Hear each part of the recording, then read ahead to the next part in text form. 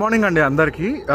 నా లాస్ట్ వీడియోలో ఉస్తాద్ భగత్ సింగ్ మూవీకి నెగిటివ్ రివ్యూస్ ఎందుకు ఇస్తున్నారో దానిపైన వీడియోస్ చేస్తానని చెప్పాను కదా. ఫస్ట్ దానికన్నా ముందు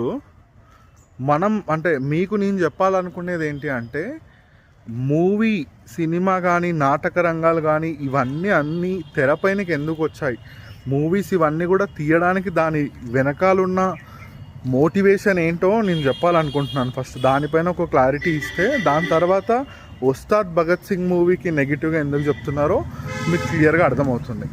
అయితే ఫస్ట్ నాటక రంగం అంటే మూవీస్ ఇవన్నీ కూడా తీయడానికి రీజన్ ఏంటి అంటే, మూవీ అనేది ఏంటంటే ఇప్పుడు చూడండి, ఒక 3 గంటలు మీరు అన్నీ మర్చిపోయి మూవీ చూసేటప్పుడు ఎట్లా చూస్తామంటే ఫుల్ కాన్సన్ట్రేషన్తో దానిపైనే ఫోకస్ పెట్టి చూస్తాం.